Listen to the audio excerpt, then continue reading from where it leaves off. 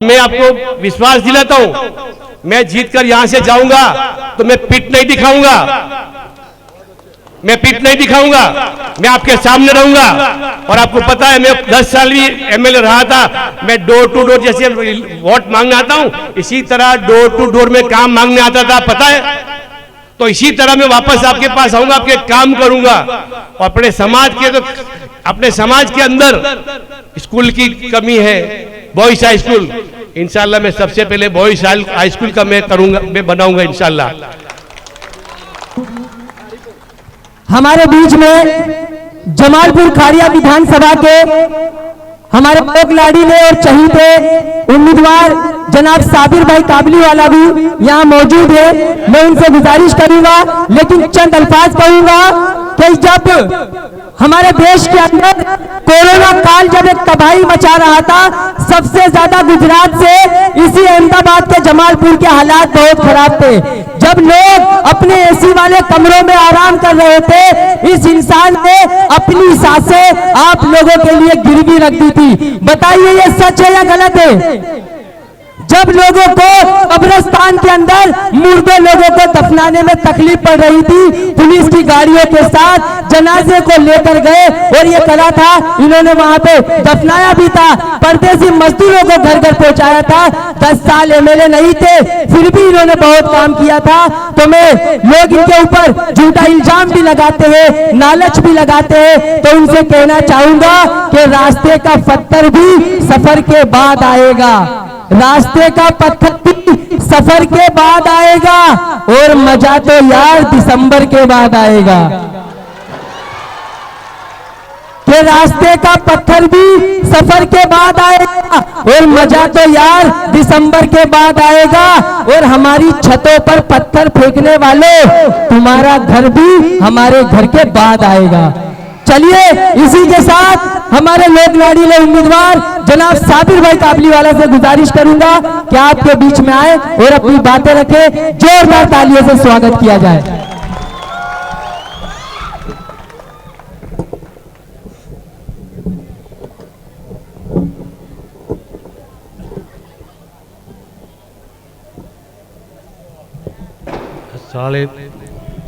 अस्सलाम वालेकुम व रहमतुल्लाहि व बरकातहू। मेरे कायद बैरिस्टर असुद्दीन ओवैसी साहब, हैदराबाद नामपल्ली के एमएलए जाफर हुसैन साहब, और सभी हैदराबाद से आए काउंसिलर और जमालपुर के काउंसिलर और सभी साथियों, आज मैं यहाँ पर 10 साल के बाद वापस यहाँ पर एक भीख मांगने आया हूँ। और मेरे लिए नहीं, आपके लिए मैं वोट की भीख मांगने आया हूँ। 10 साल पहले मैं एमएलए था, मेरे काम आप सबने देखे हैं और मैंने कभी पीठ नहीं दिखाई। मैं एमएलए नहीं था उस टाइम भी मैंने आपके कई काम किए, और मैं एमएलए ना होने के बावजूद भी ये टेक्सटाइल का पूरा प्रोजेक्ट लेके आया। अगर मैं एमएलए होता तो क्या नहीं कर सकता। आप सबने देखा कि 2 साल पहले यहाँ पर बैरिस्टर असुद्दीन ओवैसी साहब की पार्टी ऑल इंडिया मजलिस-ए-इत्तेहादुल मुस्लिमीन यहाँ पर गुजरात में मैं लेकर आया। ये पार्टी मैं लेकर आया, मेरे लिए लेकर नहीं आया, मैं पूरे समाज के लिए, पूरे मुस्लिम समाज के लिए लेकर आया कि यहाँ पर गुजरात के अंदर मुस्लिमों के ऊपर जुल्म कितना होता है।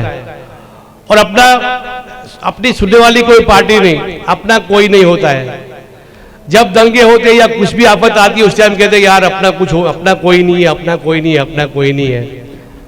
जब अपना कोई आया तो उन पर इल्जाम लगा रहे कि वोट कटने के लिए आए, कि बीजेपी का बीजेपी का काम कर रहे हैं। आप बताओ हम बीजेपी की कहां से, हम वोट कटाओ कहां से है? 282 सीटें हैं गुजरात के अंदर, हम खाली 14 सीट लड़ा रहे, 14 सीट, 182 सीट है, उसमें से हम 14 सीट लड़ा रहे। हम सब सीट के ऊपर तो नहीं लड़ा रहे। और ये दूसरा इल्जाम ये भी लगाते हैं कि मुस्लिमों की सीट कम करने के लिए आए हैं, और कुछ बेवकूफ लोग हैं उनकी बात पे आ जाते हैं। कांग्रेस 10 साल 5 सीट देती है, खाली 5 सीट, 5 में से 3 जीत कर आते हैं, 3, और 3 में से 3 गुंगो बेरे और गांधी जी के 3 पुतले जो है, एक मैं नहीं बोलूंगा, मैं नहीं सुनूंगा, वो 3 पुतले लाकर बिठा देते हैं।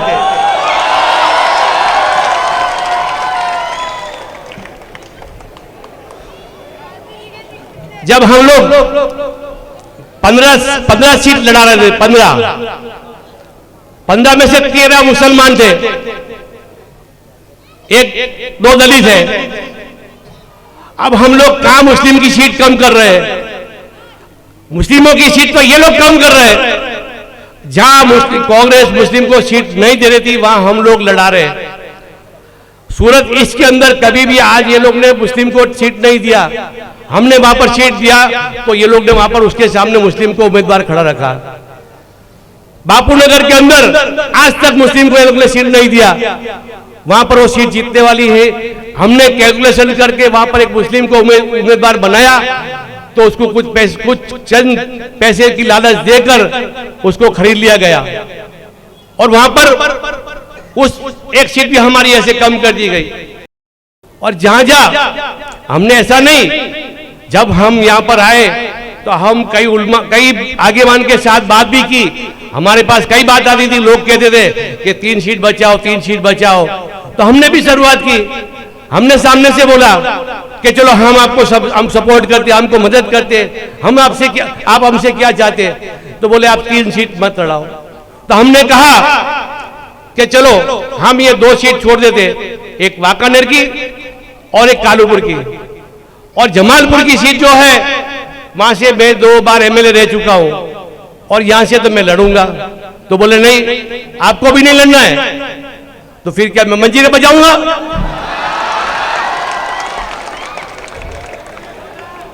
जब मैं यहां से, इसके पहले आपने देखा 5 साल बीजेपी ने का राज देखा, कुछ काम नहीं किया। उसके बाद आपने कांग्रेस को देखा, कांग्रेस ने भी कुछ नहीं किया। जब कोरोना काल आया, आप सबको बीच चौराहे पर छोड़ के वो चला गया। सबसे हॉटस्पॉट जो था कोरोना के अंदर, कोरोना काल के अंदर जमालपुर था। रोज 15 से 20 मौतें यहां पर होती थी। तो उसके फर्ज में क्या था कि यहां पर हाजिर रहे और अपनी कौम को जो तकलीफ पड़ रही है उसकी अपनी कौम के अंदर तकलीफ के अंदर उनके साथ में रहे। ये शख्स ने क्या करा, ये एसवीपी हॉस्पिटल में गया, वहां पर एंट्री पढ़ाकर जोधपुर के एक रिसोर्ट में जाके वह आराम फरमा रहे थे और यहां पर अपनी कौम तकलीफ में थी। कितनी तकलीफ में थी, अपनी बीवी शौहर साथ में बैठ नहीं सकते थे, दोस्त साथ में बैठ नहीं सकते थे, भाई साथ में बैठ नहीं सकते थे, किसी को सेहत खांसी हो जाती थी तो दूर भगाते थे। इतना खराब मंजर था। ऐसे मंजर के अंदर उसको यह सोचना चाहिए कि ये कोरोना फैला है तो उसके अंदर कोरोना को कैसे मिटाया जाए, उसको कैसे भगाया जाए। तो इसकी बजाय ये अपना एमएलए खुद भाग गया यहां से अपनी प्रजा को छोड़कर। जब मैं कोरोना काल के अंदर मैं अकेला घूम रहा था, आप सब देख रहे थे, और पूरे विस्तार के अंदर फिर रहा था, पूरे अहमदाबाद के अंदर फिर रहा था मैं। उस टाइम मैं खुद भी बीमार पड़ गया, मेरी वाइफ भी बीमार पड़ गई। तो मैंने सोचा कि मैं कहां बताने जाऊंगा तो मुझे भी एडमिट कर देंगे, मुझे भी कोरोना बता देंगे, कोई कोरोना में ले जाकर डाल देंगे। तो मैंने एक दोस्त के वहां लेबोरेटरी टेस्ट करवाई, लेबोरेटरी टेस्ट कराया, उसमें मुझे आया कि किडनी में मुझे स्टोन है। और मेरी वाइफ को मैंने चेक करवाया तो उसको किडनी के अंदर सोजे थे। तो प्रॉपर दवा जब मिल गई, प्रॉपर दवा मिली तो 2 दिन के अंदर तब बुखार चले गई। उसके पहले हम 10 दिन तक दवाई खाई की, प्रॉपर इलाज जब मिला तो बीमारी चले गई। मुझे समझ में आया, मैं जाकर सीधा यहाँ पर आरोग्य मंत्री नितिन पटेल जो थे यहाँ के, उसको जाकर मिला और मैंने जाकर कहा कि देखो आपको कोरोना खत्म करना है तो सबसे पहले जितने हॉस्पिटल है और लेबोरेटरी उसको चालू करना पड़ेगा और सबसे पहले उसका लेबोरेटरी टेस्ट किया जाए। जब लेबोरेटरी टेस्ट करेंगे प्रॉपर इलाज उसको पता चलेगा इसको ये बीमारी है तो उसकी सही दवा मिल जाएगी, तो वो दवाई उसको उसकी बीमारी फौरन ठीक हो जाएगी। तो उन्होंने ऑर्डर किया, लेबोरेटरी और जितने भी लोकल दवाखाने थे इमीडिएटली चालू करवाए। आपको पता है ना, मैं खुद गया था, जो नहीं खोले थे उसको रिक्वेस्ट खोल के मैं खोलवा रहा था। उसके बाद कुछ दवाखाने खुले, नहीं खुले, फिर सरकार ने फिर से ऑर्डर किया, अगर आप लोग दवाखाने नहीं खोलेंगे तो हम आपके लाइसेंस कैंसिल कर देंगे। तो वो लोगों ने इमीडिएटली सब हॉस्पिटल खोले, दवाखाने खोले, सब खोले। उसके बाद आपने देखा 4 दिन के अंदर कोरोना यहां से गायब हो गया, कोरोना गायब हो गया। तो ये प्रॉपर इलाज ढूंढना चाहिए। उसकी जगह अपने एमएलए जाकर साथ साथ में अपने समाज के आगेवान कि उनके फर्ज में भी क्या आता है कि चलो मेरा समाज, आज वो एक समाज चुन के उनको भेजता है, उनको वडील बनाते हैं, तो उनको फर्ज में क्या आता है कि हमारी कौम, हमारा समाज जब तकलीफ में है तो उसको बाहर कैसे निकाला जाए। वो भी जाकर सब क्वारंटाइन हो गए थे। जब मैंने अपने सीपा हॉस्पिटल के अंदर कोविड सेंटर खुलवाया, आपने सामने देखा होगा, बेड भी लग गए थे, खाना भी आता था, लेकिन मरीज को एडमिट करने नहीं दिया ये लोग ने, वहां पर एमओयू नहीं किया।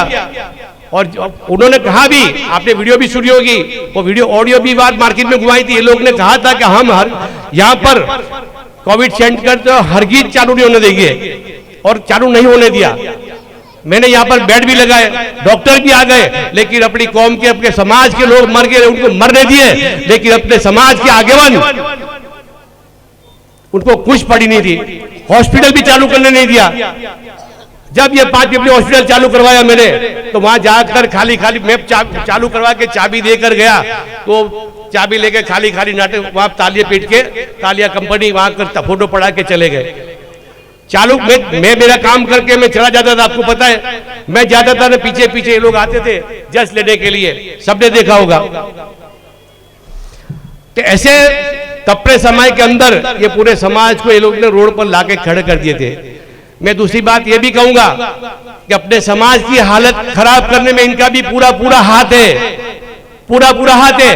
आज आपने देखा 23 साल से ये लोग बैठे समाज के अंदर, 23 साल से बैठे, चुनाव नहीं करवाते और भाग बटाई करके बैठे।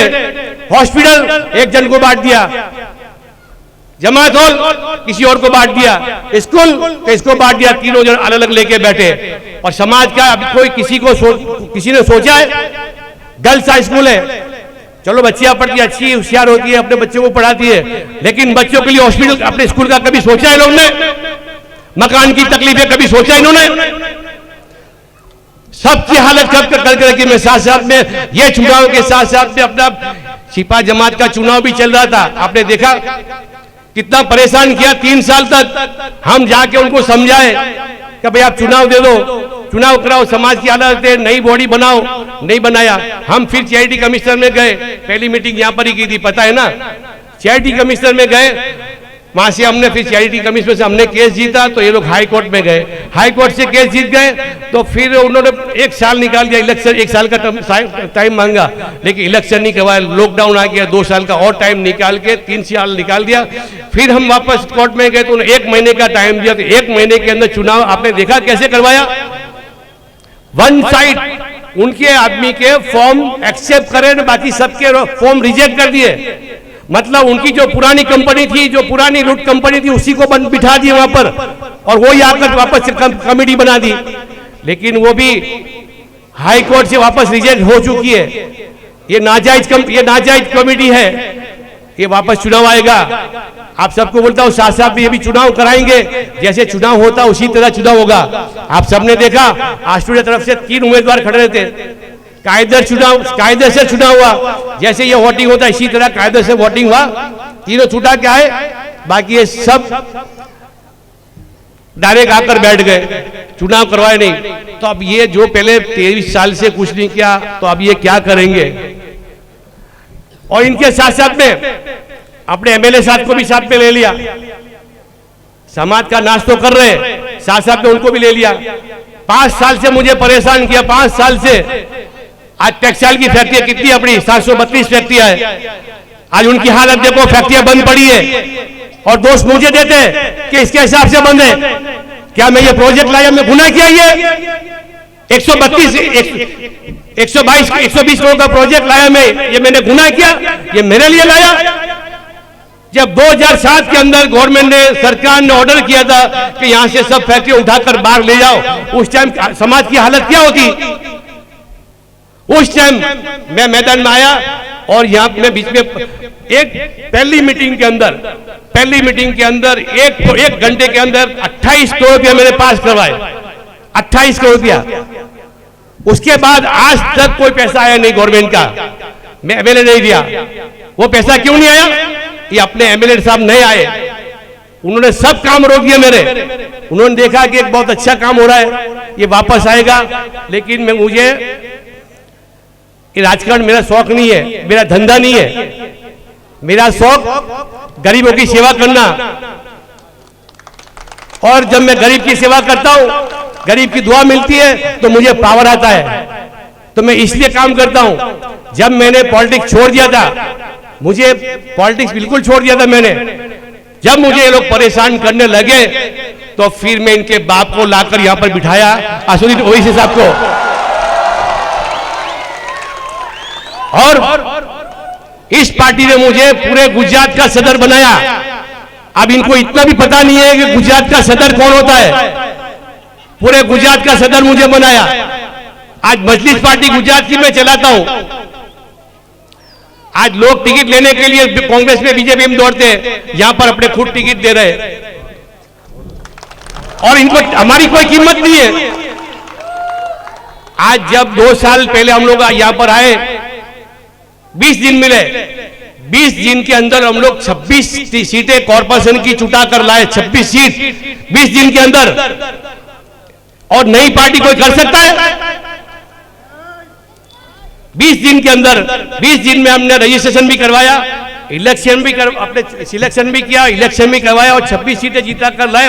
उसके अंदर 7 सीटें अहमदाबाद के अंदर चुटा कर लाए। उसके अंदर आप सबकी मेहरबानी से, अल्लाह का करम से, ये 4 काउंसिलर आपने छुटा कर भेजे जमालपुर के अंदर। क्या ये काम नहीं करते? बोलो। आज एमएलए जो 5 साल एमएलए रहा, 7 साल में 3 साल काउंसिलर भी रहा। ये काउंसिलर की 35 लाख बजट आती थी। जब ये बजट वापरने का मिलता हो, 35 लाख उसको बजट आती थी। 2 करोड़ रुपया दूसरा बजट मिलता था। उसके ये हमारे 4 काउंसिलर 2 साल रहे। 2 साल के काम और उनके 7 साल के काम आप देख लो, बिल्कुल जीरो है। हमारे काउंसिलर ने जो काम करके दिखाए वो आप सबको पता है। और हमारे काउंसिलर जो है 108 कहलाते, आप फोन करते हैं फौरन आ जाते। तो मैं आप सबको मेरी गुजारिश है कि आने वाले समय 5 तारीख को एकजुट होकर एक अपनी ताकत बनानी है। आज समझो कि मैं यहां पर जब पार्टी लेकर आया, 20 दिन के अंदर 26 सीटें जो चुटा कर लाया, तो आज हम लोग 13 सीट लड़ा रहे हैं। 15 सीट लड़ रहे हैं, उसमें से एक चला गया। 14 में से 12 मुस्लिम है। अब ये लोग हमको बोलते हैं मुस्लिम की सीटें कम करने के लिए आए। हम कहां कम कर रहे हैं? जहां कांग्रेस लड़ा रही है वहां हम लड़ा नहीं रहे। हाँ, दरियापुर में और यहाँ हमने समझौता करने की कोशिश की। हमने उनको कहा कि चलो वाकांडा नहीं लड़ाते, यहाँ नहीं लड़ाते। तो उन्होंने बोला आप जमालपुर में मत लड़ो। तो उसमें हमारा समझौता नहीं हुआ। फिर हमने खाली यहाँ पर दरियापुर में लड़ाया और जमालपुर, क्योंकि ये तो हमारा हक है। फिर बाकी जहां भी हम लड़ा रहे, कांग्रेस जहां पर भी लड़ा रही है वहां पर हम नहीं लड़ा रहे। हम जहां लड़ा रहे वहां पर कांग्रेस सीट दे रही है वहां पर। तो अब मुस्लिम की सीटें कौन कम कर रहा है? तो ये बेवकूफों को समझाना है, हम सीट कम करने नहीं, सीट बढ़ाने के लिए आए हैं। और ये लोग ने, कांग्रेस वालों ने एक टाइम में 22 सीटें आती थी, 22 सीट गिराते 3 सीट पर ले आए। अब ये पार्टी नहीं आती तो अभी 0 हो जाती। आज जो 5 सीट भी दी वो हमारे डर से दी। और आज जो 5 एमएलए भी, 5 जन को टिकट भी दी, वो यहाँ पर हमारे पर आके हमारा डर दिखा कर वहां से टिकट ले गए। वो आपने कॉर्पोरेशन में देखा होगा, कॉर्पोरेशन में भी हमारे यहाँ पर, हम तो एक वो छुरी तेज करने का पत्थर है ना, हम तो पत्थर बन गए। लोग आते टिकट के लिए, वहां से टिकट लेंगे, यहाँ पत्थर पे छुरी तेज करके जाते हैं, फिर वहां जाके रखते, बोल टिकट देता है कि नहीं। हमारा डर दिखा दिखा कर टिकटें ले गई है। आज कॉर्पोरेशन के अंदर 7 सीट आई, इंशाल्लाह ये विधानसभा के अंदर कम से कम हमारी 7 सीट भी आ गई तो ये ताकत किसकी बनेगी? आप सबकी नहीं बनेगी। 12 सीट में से कम 7 सीट भी हम जिता कर लाएंगे तो समाज का कितना भला होगा। आज एक एमएलए मैं 7 एमएलए बन, इंशाल्लाह मेरी तो गिनती है कि 12 उबेरा, इंशाल्लाह आप दुआ करो 12 बार जीत कर आवे और 12 जीत कर आप विधानसभा के अंदर जावे, एक मुस्लिम की ताकत बने। साथ साथ में हम दलित की भी ताकत बढ़ा रहे, दलित को भी 2 टिकट दिए, ऐसा भी नहीं, हमने महिला को भी टिकट दिए, एक दलित महिला को भी दिए, मुस्लिम महिला को भी दिए हमने, तो हम साथ साथ में महिला की भी ताकत बढ़ा रहे। तो आप सबकी दुआ होगी, आप सब वोट करेंगे तो इंशाल्लाह विधानसभा के अंदर ज्यादा से ज्यादा सीट जाएगी तो अपनी एक ताकत बनेगी और विधानसभा के अंदर जो भी अपने दलित मुस्लिम के ऊपर जो अत्याचार होते उसकी हम आवाज बनेंगे। और मैं आपको विश्वास दिलाता हूं, मैं जीतकर यहां से जाऊंगा तो मैं पिट नहीं दिखाऊंगा, मैं पिट नहीं दिखाऊंगा, मैं आपके सामने रहूंगा। और आपको पता है मैं 10 साल भी एमएलए रहा था, मैं डोर टू डोर जैसे वोट मांगने आता हूं, इसी तरह डोर टू डोर में काम मांगने आता था, पता है।